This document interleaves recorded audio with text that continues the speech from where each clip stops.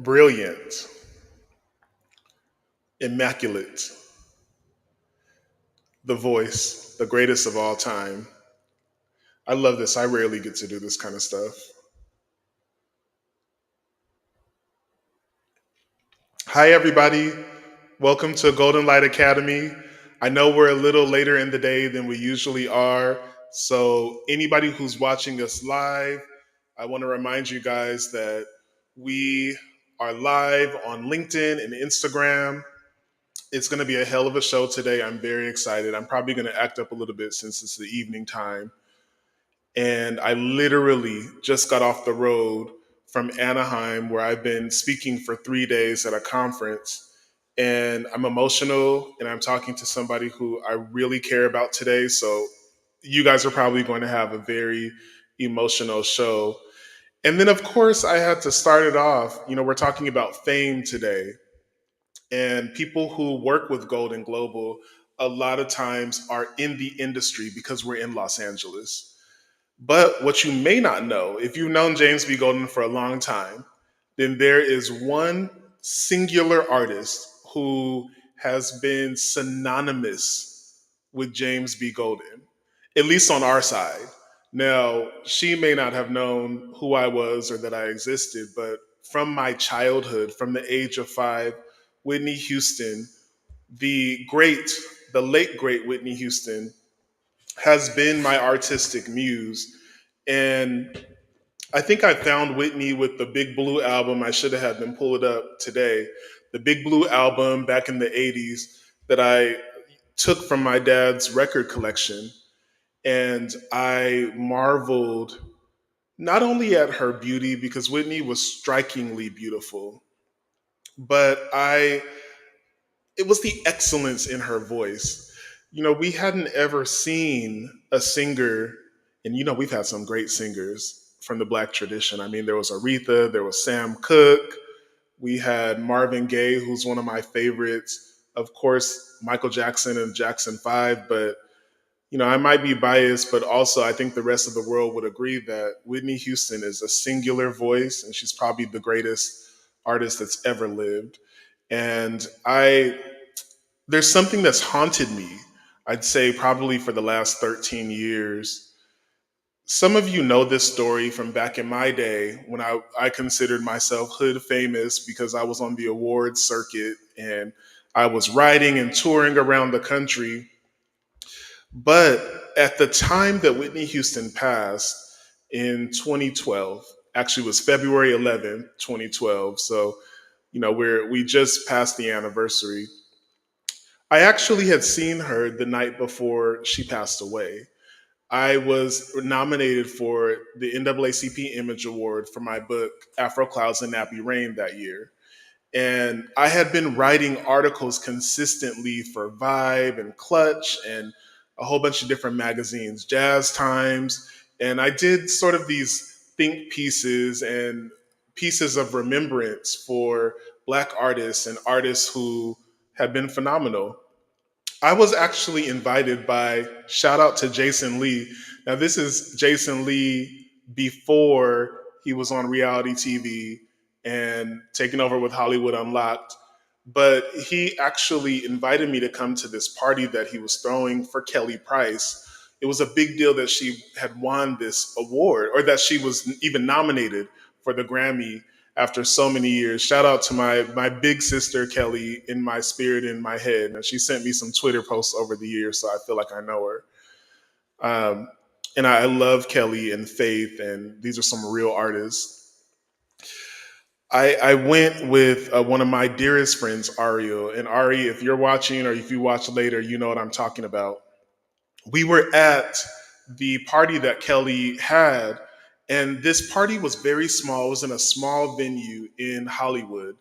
And, it definitely was not giving that huge Hollywood theater vibe. It was definitely very, very small. And mostly the people who were there were artists. So, we were there. I was there as a writer and as somebody covering the show. But you had Anthony Hamilton when he was, bubbling under and doing his thing. Brian McKnight came by. We had man, Michelet came back and killed it.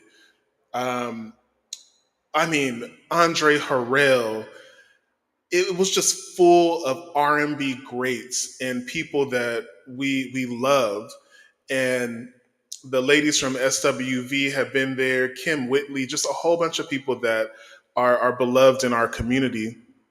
And I remember there was a point in the night we're all partying, having a good time, everybody singing, and it's almost like time kind of stopped because there's artists that everyone loves, and Whitney Houston is an artist. Like your favorite singer, well, today your favorite singer's favorite singer is probably Whitney Houston. So like most people would say today, anybody you listen to in R&B today was probably inspired by Brandy, and we know that Brandy was Whitney Houston's protege. So what was kind of cool is that we were just chilling. All of a sudden, it felt like there was like 25,000 bodyguards, and we see a young Ray J, who at that time we were calling him Brandy's brother because he hadn't really done anything, no shade, that was notable that would demand us to know him. But it was him, and then we saw, Bobby Christina come in, and we were like, "Wait, is Whitney coming in?" And there was this rumor going around the lounge that entire night that Whitney would actually be at the show. I haven't talked about this in at least 10 years. I remember thinking when Whitney Houston walked through that door, it was like seeing your auntie. It was like seeing um, somebody who felt like it was beyond famous. And what I love about Whitney that most people don't understand is that Whitney is one of the most famous people who's ever lived, but she had to feel like they were important that night. She didn't know that that was going to be the last night of her life. I was very upset with how the media talked about that night. And that was one of the things that Kelly and I worked really hard to reframe. On the night that Whitney died, the night before she died, there was no fighting, craziness.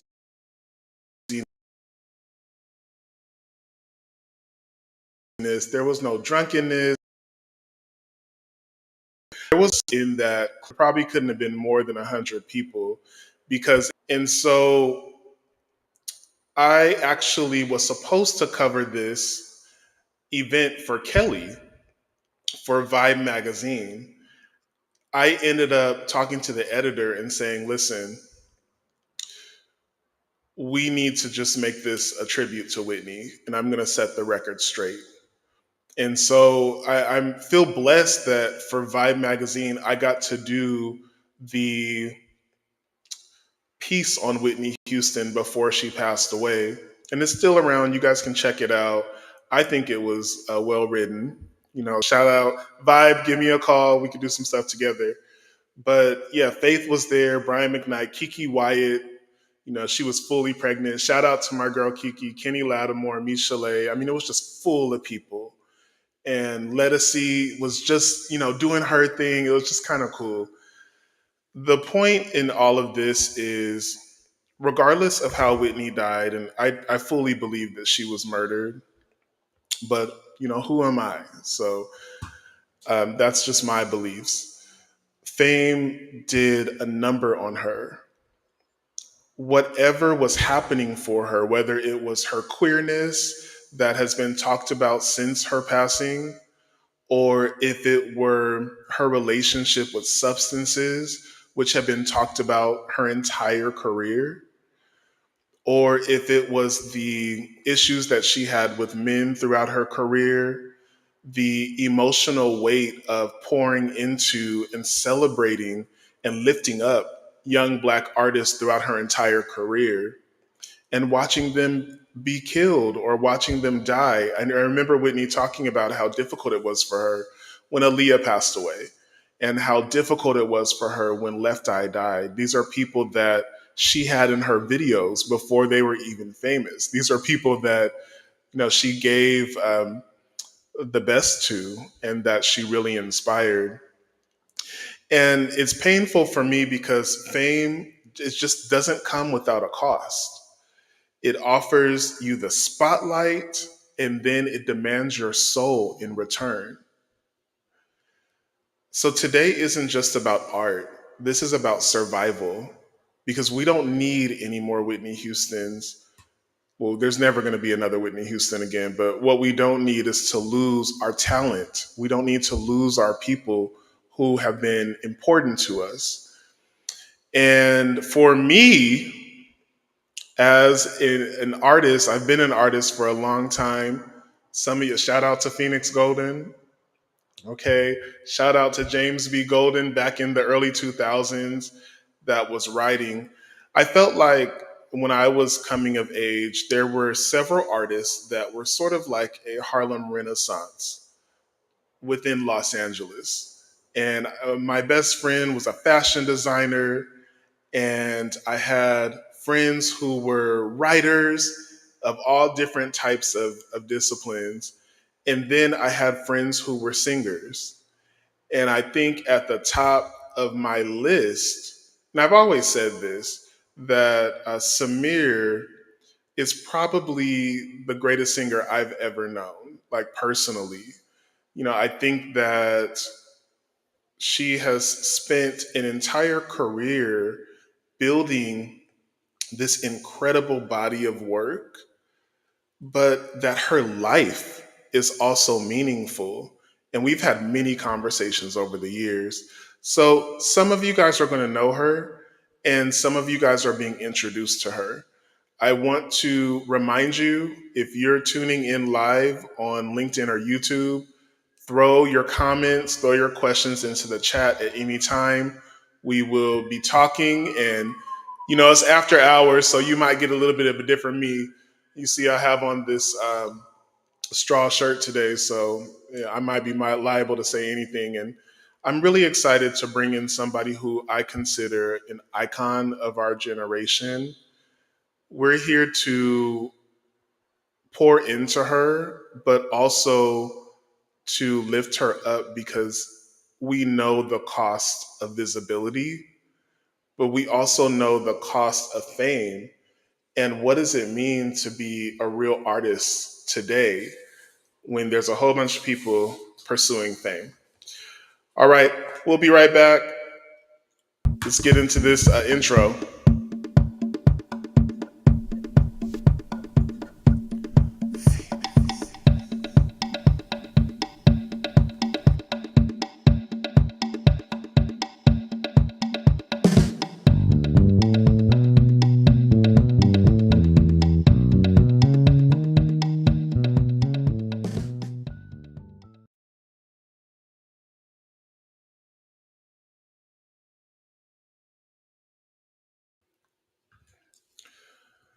Singer, behavioral health specialist, and we'll talk about that.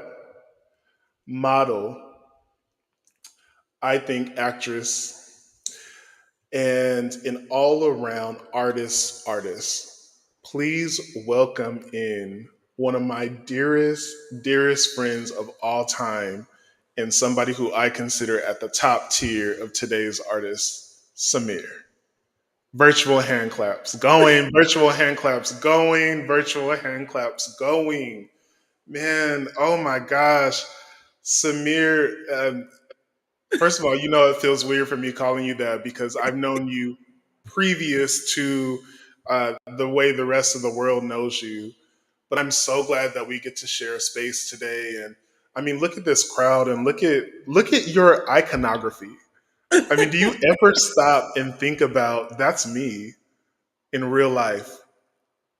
No, I still to this day don't even believe that moment was real. Like I had to really stop myself from crying on stage. And even when I look at it, I'm just like, God did that. God did a lot of things for you. Right. And I wanna spend time today. Now we have a whole production over here that we're supposed to follow, but I just feel like you're too important to me, and we just need to have a conversation, because you're a real artist. And So the people understand, how would you explain who you are? And I mean, there's so many ways we can go with this, but what would you say? Like, who are you? Man, I would just say, like, you gave honestly like one of the best introductions, because multifaceted would probably be something that I would say I embody. Um, First and foremost, I'm a child of God, so shout out to our Lord and Savior. But I think I was born and put on this earth to empower and uplift people, and I really love to do that through music. I love to do that with words, and I love to do that through mentorship. Um, and so, just a little bit about me. I grew up in the church, Kojic. Shout out to my Hey, Kojic, come on. Y'all know about the Kojic Church, my Holy Ghost saints. right? So, from a very young age, I was taught that nothing that I did would last unless it was done with or through Christ. And so I really wanted to try and apply that to my everyday life. Um, Also, my family, they're educators, and so everything that I did, it had to be done with excellence. And so the only difference that I would say that separated me from the rest of the world was, I didn't grow up knowing about, Whitney Houston or the great. Right. I think honestly, Whitney was the only person I was allowed to listen to, and the Jackson Fives when they were younger. So I remember my kindergarten. Pre 80s Jackson 5. Exactly, and the only song I knew from Whitney was "The Greatest Love of All" because we got to walk down to that during my kindergarten year as I was graduating, and I remember my mom sung it, and so um, shout out. You had a really religious upbringing, and I think a lot of people, that's something that will resonate with people who also have that experience, because people say that but they don't understand what that really means. Right. It means that you're not influenced by the world. And so I didn't have this person to look to. I was listening to the Winans and Hey, Yolanda Adams. So, the level of excellence that I was listening to, it was very, you're not getting on stage just to be seen or heard. You're getting on stage to, give yourself to number one God, but then like give what God, the gift that God is giving you, you're pouring that out, like everything in you to whoever you're ministering to. So it's a more of a ministry than just getting on stage and talking about yourself. And I think that, you know, that is who I that's honestly what I really honor my parents and my legacy for is, I'm not here to be heard. I'm really here to deliver a specific message, and it is to empower and uplift. And the reason why I give so much reverence to God is because, without Him, I wouldn't be able to sing the way that I sing, and I wouldn't be able to have, the kind of message that I can give to the world. I think the reason why people resonate with my story and who I am, you can hear that and feel that with, the gift that I was given from God. I don't think how I'm delivering my message is from me, and I think that's why it's so impactful. you actually have a gift. Now, there's a lot of us get up here and try to sing our shoulda, coulda, wouldas, but you have a real tangible gift. And what I've realized over the years is, I remember you singing before you were recording, and people felt the same way. Like, there was a time we worked together at this, company back in the day, Yes, and I remember you singing Amazing Grace for the staff at one point. And by the time you were done, and you only did a couple bars, I did because you did a good, quick A selection. we And know why. everybody was in tears. And I think they knew, I just got chills. Like, I think they knew then, this person actually has a gift from God. And that's very different than somebody who's just been vocally trained or somebody, I went through vocal lessons and look where I am today. I You mean, I know, still think you're one of my favorite singers, and people that haven't heard you yet, they need to be aware. Not and only they are won't, because it's not all of our gifts, you and know, I think that we share the love of music.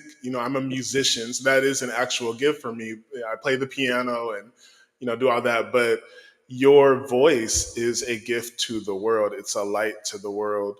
And what does it feel like for you to know how powerful it is? Like, do you even realize how powerful your gift is, or do you just kind of walk around like, well, this is just how it is?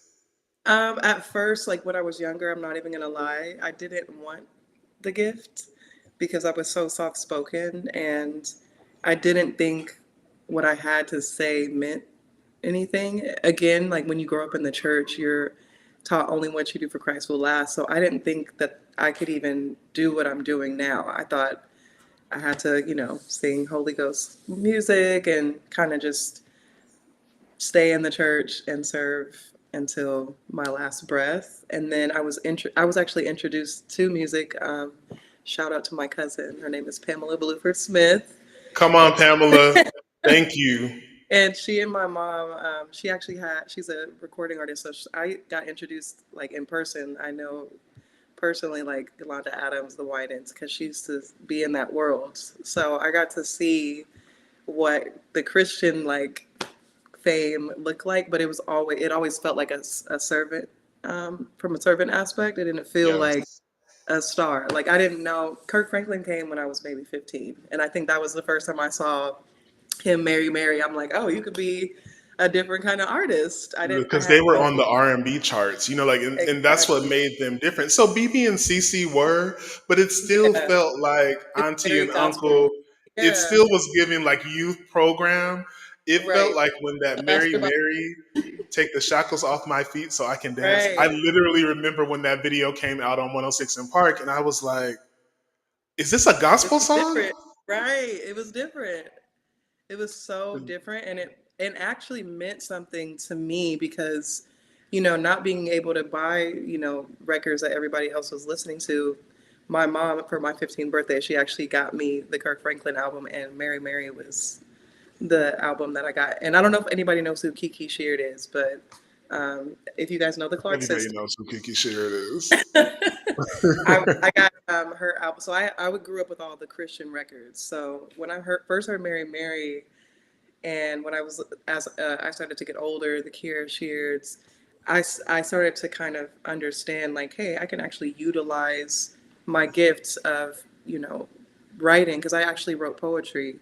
And if anybody knows who I am, let me back up. So, long story short, I'm a childhood sexual abuse survivor, and the reason why I was so soft spoken and very kept to myself and guarded was because I wasn't able to, go to therapy and, get the help that I needed. And so I chose writing as a tool. And since I didn't know that Christian people could make music, I was kind of just in my bag, just kind of writing out my thoughts. Then I got to, you get to middle school, high school, and like you said, people could hear me kind of, singing in my little Mary Mary records, and people started adopting me into their like cliques. So they were like, "Hey, we can actually teach you how to like create beats and things like that." So I started getting introduced to the production world first before I started like singing and rapping and doing all that jazz and like the world side of it. And it was Okay, let me cool. ask you this then about Yeah, that. Do you, what would you consider your first love then in that case? Because for me, people would say, "Oh, well, you're sort of a Renaissance artist because I write songs and I play and I tried to sing at one point and I do journalism and different things." But I always say, my beginnings, my roots as a 5-year old child was the keys. That's yeah, what made me an artist, was the piano. And so that I'll always go back. Like one of my songs that I wrote, I'll always go back to yeah. like the piano. But for you, what was your first love as an artist? It was music. I have two parents. Shout out to them, who One is a saxophone player, and the other, my mom, I believe, is the best singer in the entire world. And Wow. if you guys heard her sing, you guys, like, I can't even hear her sing without crying. And it's just the same experience that I would say people would see when they would hear like a Whitney Houston or any like of their greatest singers. That was my mom for me. And not only did she teach me and my brothers and my sister to sing, I started singing out the womb. And but she taught us not only how to sing, but just being in the studio sessions with her and rehearsals. I wanted to go on tour with my mom and my cousin since I was like 3 years old. Like, just seeing them in that world and like the level of impact that music could actually have on someone. And for me to feel that at such an early age, even though I didn't believe I was that singer, I saw it in my mom, and I wanted to be just like her. I'm like, when I say that the church falls out every time she gets on the mic, it's literally that. Laid out, And I believe, slain in the yeah. spirit. And I always tell my mom, and I used to tell her when I was a kid, I'm like, why didn't you go on tour? Why didn't you sign a record deal? Because my mom would always get after church, like there would be millions of people coming up to her in the band, like, girl, like, let's just cut one record or like, let's go on tour. And my mom would always say no. But she had 6 kids. And so my mom made the sacrifice of raising us. And I'll always, have that deepest level of gratitude. But, I was over here like my mom should have been, the Beyonce, the Whitney, the so and so. But I don't think, Well, I want to get into this yeah, because there's a point in every artist. We are born artists. That's what I believe personally for myself. I same. believe that we're born as a gift to this world, and that our art and our different artistic talents are here to heal and to serve and to uplift, which is something I've seen with all of your art in general is very uplifting. I Yeah. don't see you in here talking about let me go hunt this person down, and I slapped her in the face because she didn't know how to act. It all revolves around creating this love revolution and Yeah. being able to pour into others and protest music and identification. But what I realize when I think about any great artist, and when I say great artist, I'm not talking about no shade, like I'm not talking about Sexy Red. I'm not talking about just your generic, like, these are people who come and Industry artist, go. industry plant. I'm talking about Leonardo da Vinci. I'm talking about Michael Jackson. I'm talking about Langston Hughes and Nina Simone and Beethoven Yeah. and artists that are able to emote for hundreds of years. Right. They all have a similar experience where there's a moment where they have had to decide that it's no longer just me and my smaller community or my church community that I sing at on Sunday mornings. I now want to share my art with the world. Right. And what was that for you? When did you have that moment where you were like, I actually want my art to get bigger. I want it to go bigger places. Yeah. I mean, like you said, I think the aha moment for me was genuinely in college because again, I tried to hide who I was for a long time. I didn't want to be the singer, like being thrust into singing on the praise team and leading the choir. Like that wasn't what I wanted to do, but that Can we was say what the name of the church? it's Bethel Cathedral Church of God in Christ. Come on. It's my uncle's father, and he actually built that church. So it's actually legacy there. And just being around, like, my uncle's the pastor, my auntie's the first lady, my grandma's the missionary, my other auntie's the youth director, my mom is, and my cousin are the choir director, and being around like just excellence, and not only that, but musical excellence. I think that, like you said, they saw something in me that I didn't see in myself. And I was actually prophesied over when I was 15, right, by a minister. Really?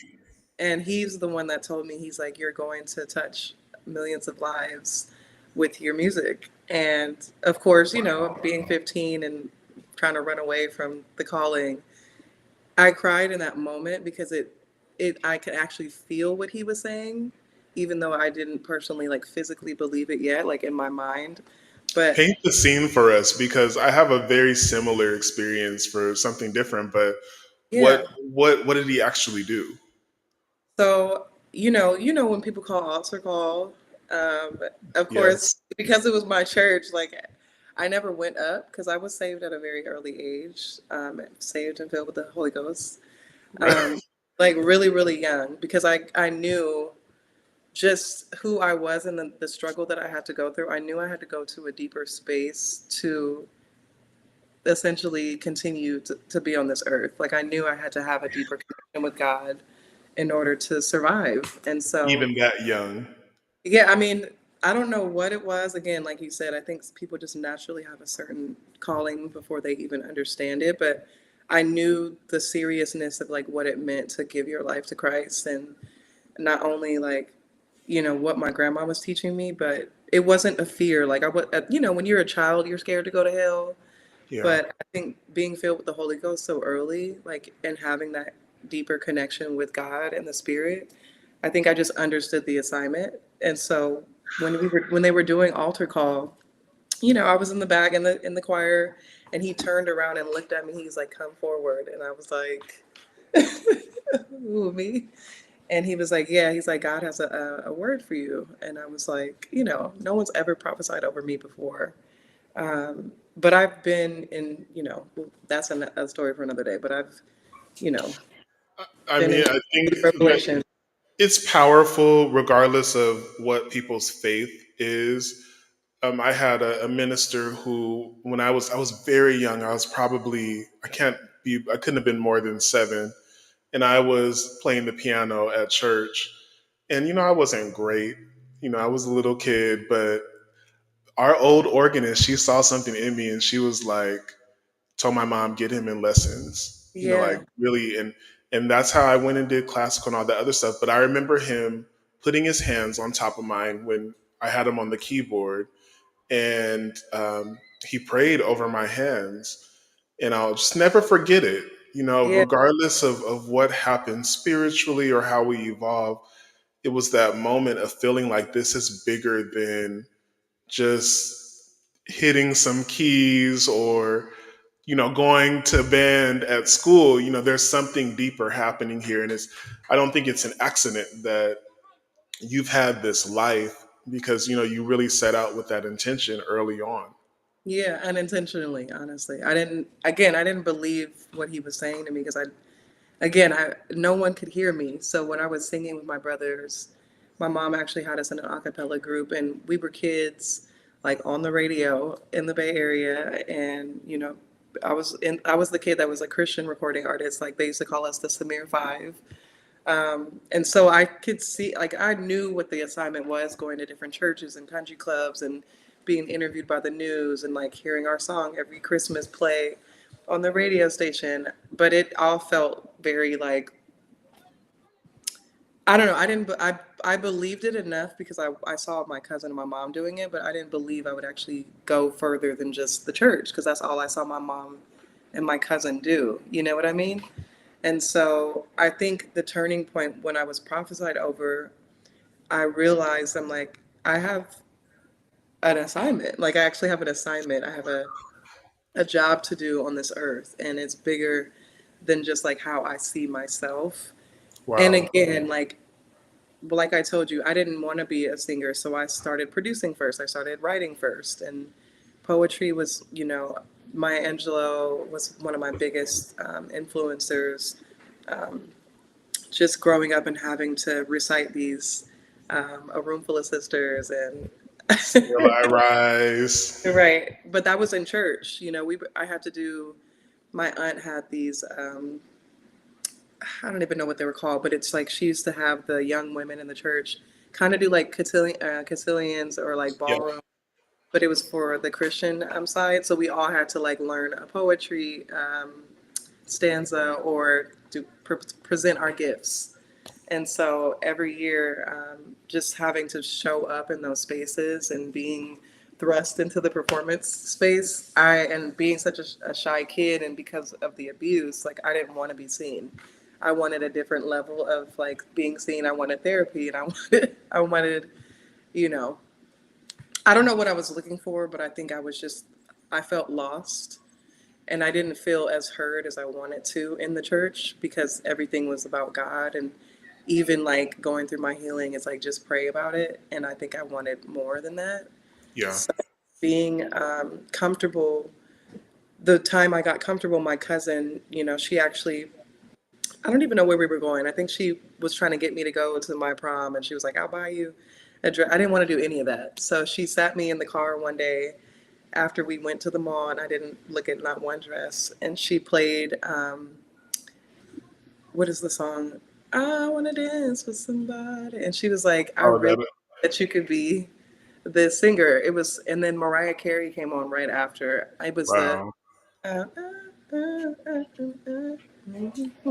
I don't even know Yeah.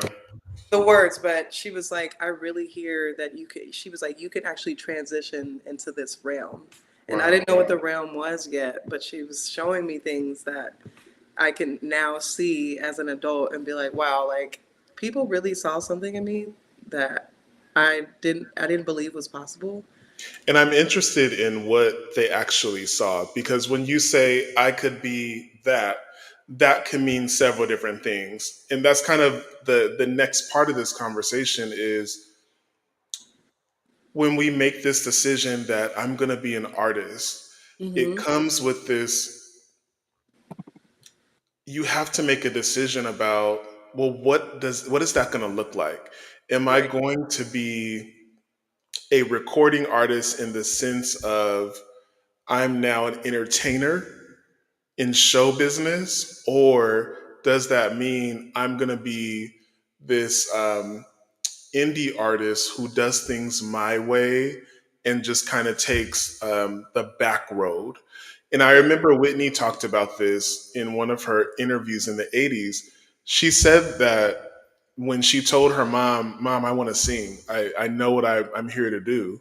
Her mom asked her, do you want to be a singer or do you want to be in show business? Yeah. Because in show business, it's different. There's some things that you're going to have to do. And I don't think that conversation was deep enough from what Right. I can, I think that her mom probably left out some things, even though Whitney said, she told me, what was real. But I'm like, did she really tell you everything? Because I don't know. So when I met you, you were still singing in church, but you were singing at my church that I used to go to. Yeah. Hope so. And shout out to Hope's house.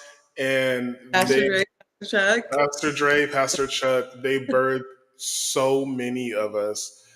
They wrapped their arms around us while we were in college. Shout out to CSUN.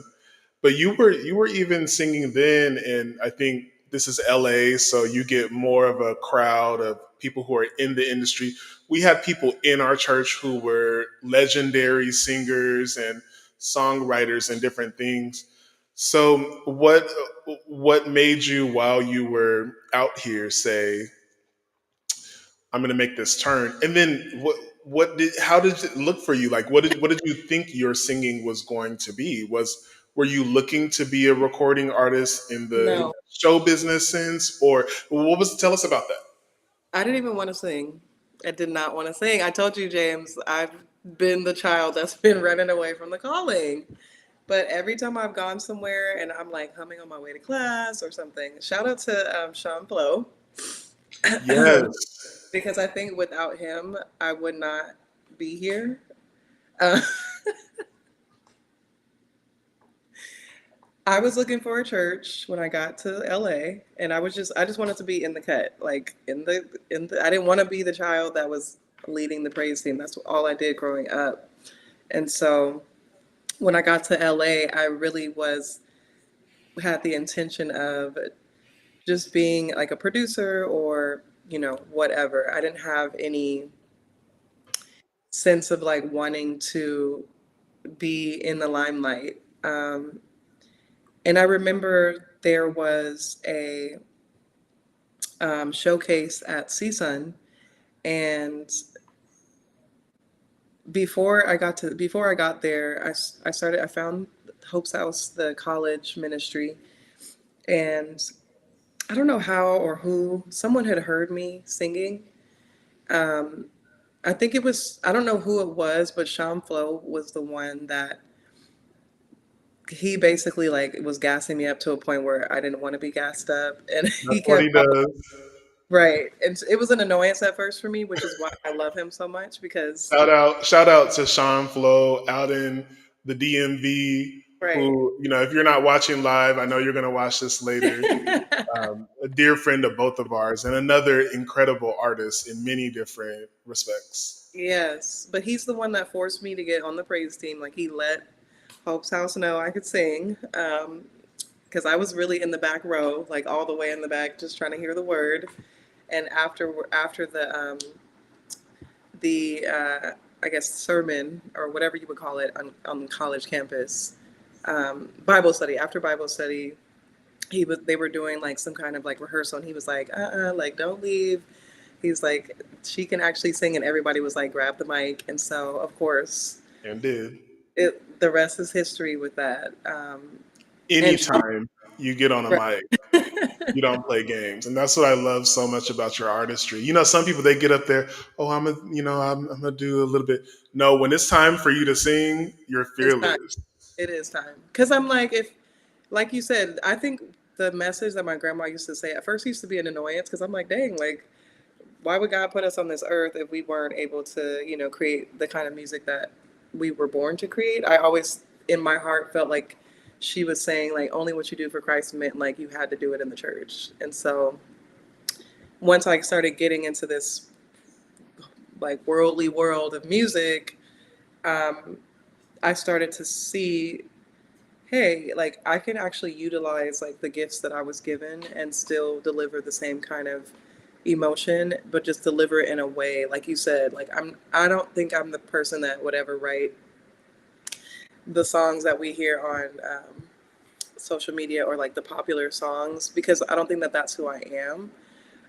But really, my music is a love letter to myself and a love letter to others, and just sharing like really personal moments in my life and allowing others to hear like the truth in my journey, um, and just allowing people to be vulnerable. I don't think people story tell the truth anymore. I think, or if it is their level of truth, I think it's very surface.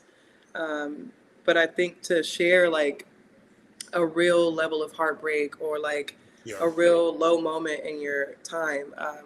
One of my songs is called Perspective, and that was, when I finally, again, someone, I was singing with Sean Flo at TGI Fridays, and someone heard me in it they were eating wings, and then I wound up, getting connected with this label that wanted me. And at first, they just wanted my music, so they were just like, you can write music for these famous artists. And Mhm. then the CEO of the label came and he's like, well, who is she? Because no one could sing the songs like I could on the record. And so they were hearing Right. like the artists they were paying hundreds of thousands of dollars to, and then they were like, well, what does the original sound like? And then they Now write it. that is the mark of a true legend because we've heard that over and over again in black music. We've heard that in Toni Braxton's story where, she, a lot of those songs from her first album, they actually were demos for Anita Baker. Yeah. Anita Baker is Anita Baker. But Yeah. even Anita heard those demos that Tony did and was like, Who is um, this? now, who is that that's actually singing the song? Because it sounds like that person is a star. Right. And that happened with Kelly Price as well, Right. Yeah. where it's an immaculate voice, and you really have one of those. And so Thank you said that you made the decision to join a label. Now, tell me about that time for you. Um, what were the feelings that you had? What were the thoughts looking back that you have about your experience? that is a weighted question. I know. Again, by the time I got to the label, I was being sought out like on like remember when MySpace was actually No, I popping? remember that. And I remember that you were producing your own music. And Yeah, that's something that people were not doing at that time at the now everybody is kind of doing things, but I remember you cutting and finding samples and interacting with YouTube very differently than a lot of artists were. yeah. Um, yeah, so I got discovered by this artist on MySpace and so my music journey in the industry is very shout out to people who are in the industry and have the sustainability to be artists in this world because it's not for the weak. I'll just say that much. So when I was 18, someone found me on MySpace and was like, "Yo, I really like your sound," and they wanted me to start songwriting for them. It was a male. His name is Kelby Clark, and so I started my journey again, like being a songwriter behind the scenes, which was a very what's the word I'm looking for? It was a very trying time because it was before number one, like if anybody doesn't know, like I'm queer. I'm a queer mask identifying woman. And at that time, what, 2010, 2011, I think even before that, like what, 2008? When was MySpace? When did, right. So whenever before, like before the Justin Biebers even came onto the scene, like I got thrust into this industry that I had no idea about. Wow. And it was a really, I want to say hurtful experience for me because, you can hear the voice, but when you get into the industry, there's a standard of like what you're supposed to look like or, how you're supposed to present yourself in order to, get signed. And so as an 18-year-old me, I was writing songs for men Mm. and for a lot of your famous celebrities, but I wasn't getting, the recognition. My name wasn't being put on the songs, and then I wasn't getting paid for. I mean, am I still getting paid? But I wasn't even being recognized as like, yo, like this is the person who was writing the records.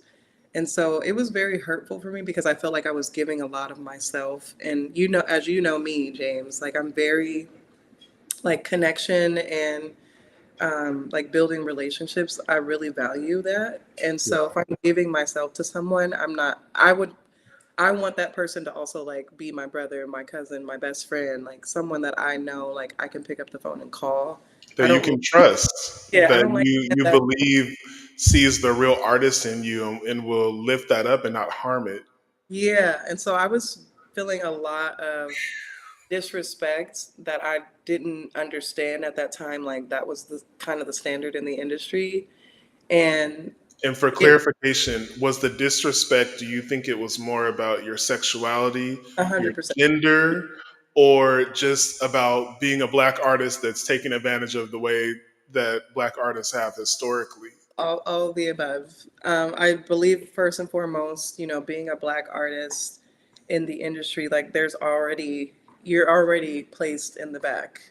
And even, going through my experience, like recognizing and being told, like, oh, if you just put a dress on, or, if you were a little bit more feminine, or even now, like I'll perform and, I'll have big brand partnerships with like Vans or when I went to South by Southwest or just performing with So Far Sounds, like I'll see the comments of like, well, why do they get a chance? Or, calling me a male look-alike or saying like your voice is beautiful, but you should be a little bit more feminine and the rest of the world will receive you. And I always like So look at oppressive. Michael Jackson like that. Like Michael Jackson had to go through the black experience of like, oh my gosh, your voice is so amazing. But if you were white, a lot more people would love you. And you hear artists like that having, these horrible experiences. So I'm like, yeah, it was me being black. It was me being queer, and it was me also being queer mask identifying, because I know if I was the queer feminine who is, culturally appropriated to what the world sees, but can visibly hide who I am, like I know my journey would have been a lot easier just based on the experiences that I've seen. And I'm And not that's saying really easier limiting. externally, I'm just saying easier to, what the world sees. So I'm sure the people that are more feminine identifying have that internal struggle of like the Whitney Houstons who never really got to be Right. themselves, but had to like put on a showcase and be with Bobby Brown. I'm sure she loved Bobby at some point, but I I don't think she mean, but the reality is that the industry was really rough on her. exactly. And we don't talk about that enough. We talk about how she was this incredible talent and she had all these number one hits and so won all these awards, but people don't talk about the internal struggles that she went through so that she could be famous. And I don't think I remember Whitney even saying like, well, I mean, I love singing. She was a real artist, but she was like, I could have just done this, At, at at church on South. Sundays, or I could have, sung at a small bar on the weekends. I wasn't trying to get tied up into the industry politics and the way that, I mean, the industry is hard, I think, on all artists. But Right. then I just got chills depending on your intersections. Yeah. It gets worse and worse and worse for you. It gets Right. more and more dangerous.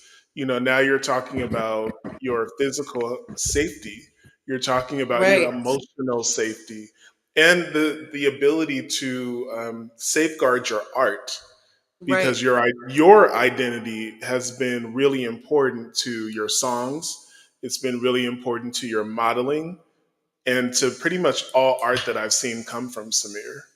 Yeah, exactly. And I think, not wanting to, as a kid, I think I had to hide so much of myself. And, the only fear that I ever had in church was being gay. And, growing up Kojic, like the standard is, that's not of God. And so, being on my knees every day or calling out to God every day and, trying to understand like why I was born this way. I don't think any gay person wants to, come to the realization like that's who they are, especially when they're younger and they're placed with such a high standard upon their life.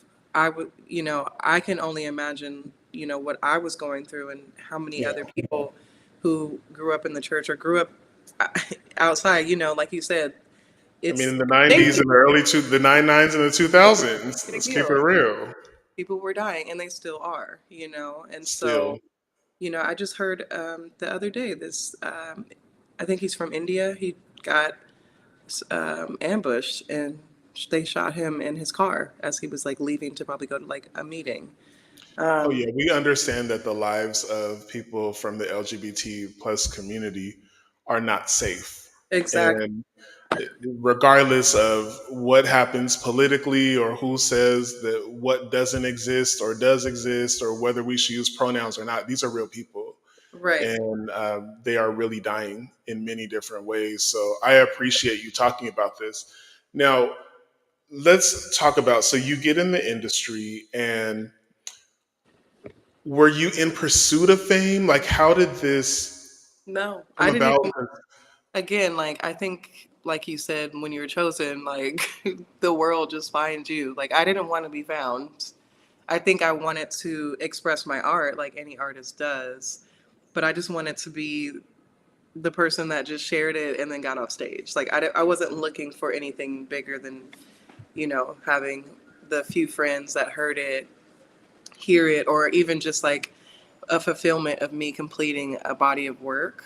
I remember even coming to you when I wrote my first book, and I I just wanted the book to remember. be released. I still have it. I'm still going to release it, but I'm like, it wasn't about selling a million copies. It was just about being an author for me or being a singer for me. And When you find yourself thrust into an industry where number one, you don't feel like you belong because you don't know what the industry is, you don't know what the industry standard is, and you're being guided on this route to fame, but then along the way you're being given all these roadblocks. You start to question, like, well, why why am I here? Because number one, I didn't ask to be here, and then two, you guys saw me, and you guys saw something in me, and then based upon what the industry said, and I was even told when I got my first big contract,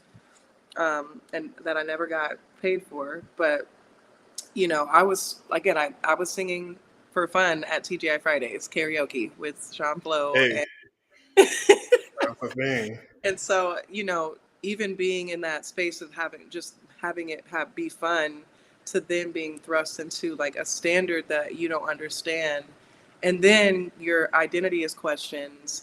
But Yeah. while they're sitting you at Nobu and telling you that you're going to be the next Mary J. Blige, Missy Elliott, they're selling a dream to you at that moment. So you're hearing what you believe is going to be the possibility for you, to then 3 months later to them telling you like they don't have a blueprint for you, and Do I you think see yourself in some of these other artists? Because as you're talking, I'm thinking how many people have gone through this. Like I look at Chris Brown, who's thanks. incredibly talented. That's a real artist, and it's like this is somebody who he's clearly has fame. I just feel like he would have been even Bigger bigger had he had better control over his his direction, actions his and musical direction. behavior, and like But then I you don't think that really that try to was get him. used I to it. think that that was a result of him feeling like he was trapped in this box and being given this standard. And even when you are signed, just being very vulnerable, once you sign a contract and people are investing hundreds of thousands of dollars, millions of dollars into you, you don't own yourself almost. They own you, they own your music, even though you're writing it, and they own essentially the direction that you're going in. And at that point in time, you have to make the choice to decide, like, hey, one A&R or VP or whatever, he like sat in a room with me and he was like, if I tell this artist to put this jacket on or these clothes on, like they're gonna put it on, and that's the difference between you and this artist. But he was like, that artist also doesn't have the it factor that you do. And so again, like you'll see the sex, for example, you said Sexy Red, or any of the industry artists, that are willing to It kind of. is sexy. We're not mad at you. Right, because at the end of the day, as much political as it is, like you have to come to an understanding of like how you see yourself and like what you're willing to sacrifice. Almost like Whitney's mom told her, Yes. like, what are you willing to go through to be here? And I 100% was like, I'm not going to sacrifice like who I am as a person for an extra dollar, because God forbid I get on stage and I get this Grammy or all these accolades and I'm depressed and I don't, 20 years from now, look at all my accolades and I'm looking at this person and I don't recognize them. And that was the one thing that I did not want for myself. Yes. And so I That's very chose, real. yeah, I just chose to say, hey, like, if you don't see the person that you saw in me before money got involved, before politics got involved, then I'm just not the person that needs to be on your label. And so even before I signed my contract, I had them put in the contract, like, after a year, if I'm not satisfied with the direction that it's going in, we can part ways. Of course, being signed, even though they didn't pay me, they were like, well, we can let you go, but for the next 3 years, like, we're going to keep, the rights to your music. So if you release them, then we'll own a percentage of it, which is why I even started to get into like my own production even more, because I'm like, I want to feel like I'm in control of something, even though I was writing the songs and they didn't own it. I'm like, how dare you not pay me what I signed, not really, um, abide by your contractual agreement. But then even after I want to be let go, which is in the contract, like you're still trying to hold on to me essentially. as if like you own me. And so I look at other And I can artists. celebrate this for one moment. What I hear from you is one that you set a boundary in a very toxic industry. And you Yes, said, I'm reclaiming my artistic freedom through authenticity and personal power. And we're going to even put that in that contract. And yes, that makes you even more iconic because you get to maintain who you are. And you, like you said, people win awards and then they become slaves to a system. I remember now the NAACP is not, I love the NAACP, but right. I do remember winning the Image Award and feel I cried I was there. for several days because it scared me. As an artist, I said, I'm up here in a category with people I have studied my entire life. And I'm talking about Nikki Giovanni, Haki Matabuti. Right. We're talking about poets who are renowned and will be remembered forever. And it really scared me because I was like, I don't know what comes with this award. Now, Exactly. I've only had good experiences with the NAACP, but I can't speak for the Grammys. I can't Right. speak for the Oscars. I can't speak for the Billboard Awards and these other accolades that are so tied into the industry. And so I love that you decided that you were going to use your art as a tool for healing and not put yourself any longer in this space of having to survive an industry Yeah. that has killed literally so many of our people that we Exactly. love. And that was my first campaign. Even like 6 months before I left the label, my first campaign was Break Free. And the reason why I chose the campaign Break Free before Don't Give Up is because, again, like being in an industry where you feel like you're being, oh, well, Janelle Monae's doing this like L'Oreal campaign or Maybelline campaign, and even if you dress a little bit more boyish, but then put on this makeup, like we could work with you. But they wanted to like try and cut my hair. I had locks before, which I it, remember we were locked twins for a while.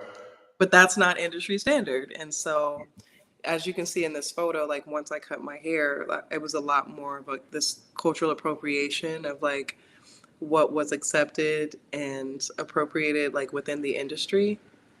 I didn't know it at the time, but I had always felt like, what is the issue? Like, what are you guys seeing that you're not seeing, that I'm not seeing, that's not essentially, accepted by the world? And I think, your hair is number one, being black. If you don't fit like this cookie cutter shaped narrative that is safe for our Caucasian counterparts, and then on top of that, you're wearing something that is a symbolism of freedom almost. It is this fear behind it, like, well, this rebellious black gay woman, what else is she going to be capable of? So I think a lot of people were scared to honor the fact that I was being myself because, you know, I don't think that they knew they. I don't think that they felt like they could control me. Um, Once I let my hair go, and I didn't let my hair go for anyone. And I remember even someone at another job that we worked at together, James, before the second job we worked at I together. remember what you're talking about. Someone Allegedly. someone told me, they were like, if they're not going to hire you because you have locks and tattoos, then that's not the job for you. And so I owned that for a few more years because I didn't want the reason for me to cut my hair or change who I was to be because someone else or other people like didn't feel like I mattered. And so I winded up getting that job and actually got an even higher position at that job because of the excellence that of who I am. But And you were a uh, servant there, a servant right, of the people who were suffering. exactly. Um, but once I cut my hair, I realized oh, like this is what America um, is almost like accepting of. And it hurt for the first like year or two because I was like, well, wow, like should I have cut my hair 10 years ago? Like would I have been in a different position then? And that's just for our Caucasian counterparts. Now, for our African American counterparts, this image came with another level of pain because then it's like, well, what are you, a girl or a boy? And, my identity constantly being challenged or, again, like being placed in these spaces where people are using me for my talents, but like not putting my name on things, not paying me. And then also telling me like if I say anything like I'm going to be blacklisted and Yes. just kind of feeling like I've been placed in this jail cell almost of how great you are and but you're not being honored or respected for it. And yeah, I'm 10 years 15 years later, like I'm starting to get the apologies from the people that have done wrong by me. And I'm hearing the truths behind reasons why when I was signed, you know, the label is stealing my money instead of giving it to me and putting it into like my music, but telling me there was no blueprint for me. I'm starting to realize like that has nothing to do with me. That has everything to do with like the integrity of like that other person at that time, and the fear that they had, and not wanting to take a risk on someone who was as different as me. And again, this is before the young MAs and even like the Janelle Monets. I think even her, like I'm not gonna say that she wasn't going through it because I didn't. Oh, of You don't course. see artists Janelle will until tell they you that.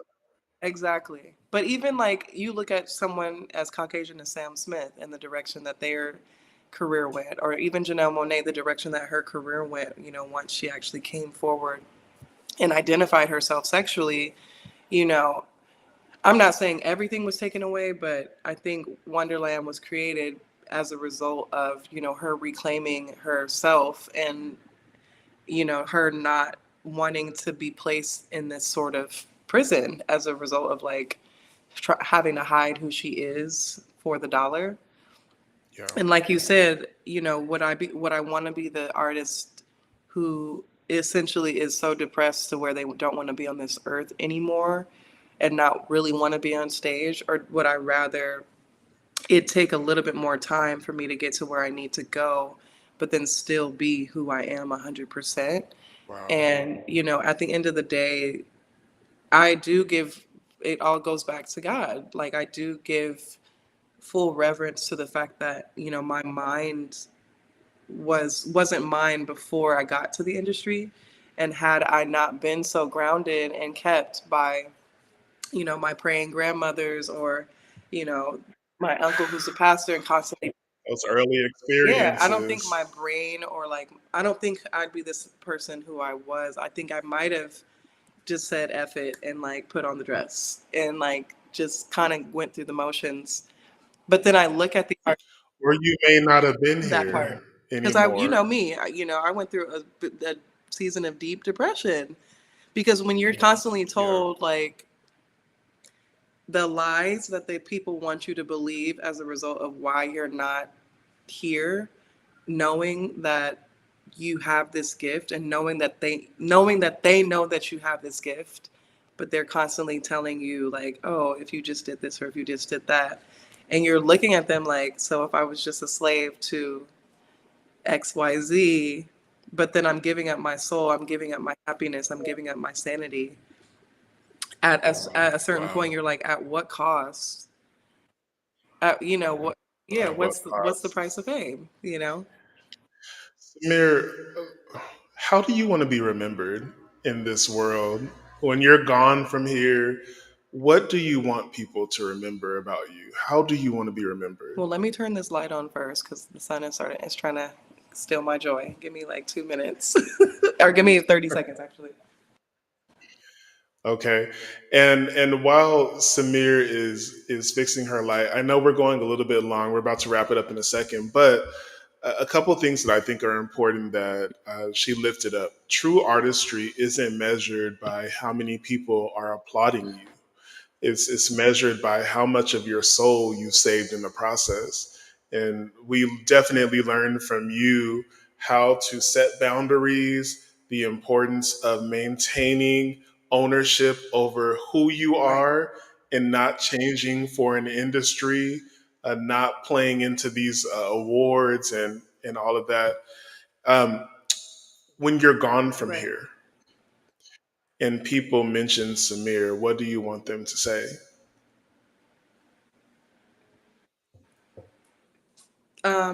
That she was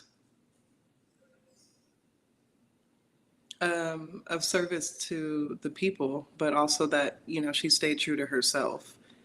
I think, again, like my message to people, which the Don't Give Up campaign, it's been 10 years actually this year that I've been saying this message about like not giving up on your dreams, not giving up on yourself. And, if you have even just 30 seconds to a minute to think about the dream that, was placed in your heart from a very early age, to just Right. write that down in one thought, or, even just think about it. How would life look if you just started to embody who your true self was? And the work that we did when we first met, I think that really helped me grow up into the adult that I am now. I think it's always been bigger than me, but when you're placed in a mentorship standard, and you have to essentially show someone like what's possible for them, even if they can't see it. And one of the people that I spoke with, I told them to like imagine that they're living inside this house, but the house has no windows or doors. And then someone creates this window for you, and you see the reality of like what your world could actually look like as you're looking out the window, because the world is so big, you know. And seeing that person have that aha moment of like, I'm not just these four walls. I'm not just this black kid who's just black, you know what I mean? And that's all I'll ever be. I'm not really going to be, greater than my white counterpart. I think seeing, and you actually shared with me that, like, I remember you took my black card away because I'll take a black card in a second. It doesn't take much for me. but I wasn't taught to embody my blackness. Again, I was only taught to serve God. And so Yeah. I didn't grow up learning like how powerful like I was. And James, like if it wasn't for you, like I wouldn't be as powerful, I think, of a voice as I am. And I wouldn't be the person that, you know, took ownership to like mentoring others, and like the importance of a dream, you know, reading your first book, and just seeing like your level of vulnerability on each page, and you sharing experiences that the world was going through but wasn't brave enough to share. I think it was something that made me want to go deeper inside myself as someone who already was, trying to practice that. But I look to you as a mentor, not just as a friend and a brother, but I think seeing the impact that you've had on so many people's lives as a result of like you being so vulnerable and honest and open, it only made me want to, step into this space more. And so even with my music, like I said, I'm like, I'm not just an artist, I'm a mentor, to others. And, really wanting people to take ownership of like who they are and loving the journey, and not just existing. And so I do want people to see deeper than just like Samir the artist. I want people to know like that Samir was really someone that was for the people and really wanted to empower, not just our people, but people that don't have a voice, like survivors, or people going through things like childhood sexual abuse, who don't see, past their circumstances. I really want for people to know that you're greater than your circumstance, and you were built and placed on this earth to do incredible things, whether or not you're a vocalist or you're cooking for people or sweeping on the streets. And I've always told the kids I'm mentoring, I'm like, if I'm not the person that's being as joyous on the cleanup crew as I am in the limelight, then you shouldn't be looking at me as someone that is a level of influence, because service is just as important as someone who's in the front.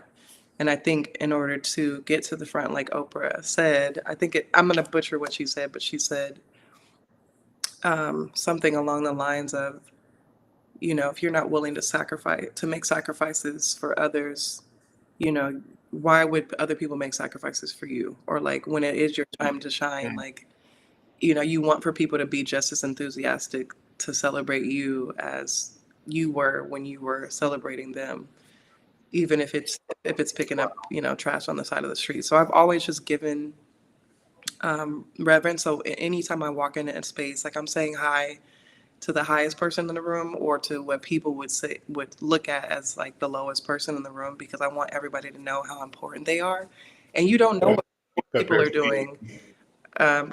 Just because they're cleaning up trash does not mean they're not the president of Guadalajara. You know what I mean? Or so you just because know. I'm liable in any position to do the job that people would consider the least of Yeah. these. And I think that's what makes you special as an artist. I want you to know that I love you dearly. You have been a big part of my heart for a very long time. And I appreciate the stance that you've taken with your career. And the irony is that you're going to be remembered. You're going to continue to write and produce and to be somebody that is a light in this world, which is what we need more of, people who are willing to light up this world, serve the community, and help us evolve. I'm so grateful for you, Samir, and I want you to keep on keeping on. You've always inspired me as an artist, and I hope that you know that you are beloved. You don't need to have Whitney Houston's fame to make an impact. And, I think that there's a lot of people who have your back and who genuinely love you. So thank you so much for coming on Of course. here. And I wish I could give you a hug through the I mean, we're gonna screen. see each other But soon. But yeah, I mean, the last thing I want to right. leave with the people, to what James's point is, you don't need a billion followers to know how beloved you are. Like if you have people like James in your corner, or you have mentors or people, your closest friends to you, those are the people that you need to keep close to you, because those are the people that are going to be with you when you're at your lowest. And those are the people that are going to keep you encouraged. But also, like, those are your real fans. Like, your real fans are the 5, 10 people who you can call on in the midnight hour, when all hell is breaking loose. Because God forbid, you have a million followers, but you can't call not one person and really have a heart to heart. And so that's why I really honor you, James, is because how great you are, and I've known how great you are, but you're so humble about it, and you've been this humble Thank you. person, but you've also like just really poured into me, and I know the work that you've done, as far as pouring into others, and it just goes to show, like, even this platform that you've created, it's like you're giving a voice to other people who you find are just as great as you, without even, this could be about you, you know what I mean? And you're here really trying to give a stage and a platform to people who you really find that are making an impact. So I really just want to say I love you and I appreciate you, and thank you for, giving me my flowers. And I can only hope one day that I can do the same for you. You already have. Love you much. Thank you I so love much. Guys, oh man, this is such a blessing. Um, we learned a lot today, and Samir is an incredible artist. I saw Whitney Houston the night before she left this world, and that memory has never left me. This isn't just about fame, it's about survival. We got to survive as real artists. And sometimes that means making some hard decisions. We got to stop playing by the rules of an industry that was never designed to protect us. And we need to get back to what it means to be a real artist, which is to reflect the times and evolve the human race and lift people up. So, in the words of Whitney Houston, I was not built to break. I didn't know my own strength. I want you guys to take that, let it carry you. And next week, we'll be joined by Khalil Spurlock, who is an executive at Target. We'll be talking about some of the recent issues with DEI, and I'm very excited to have him on. Blessings to everybody who watched us live.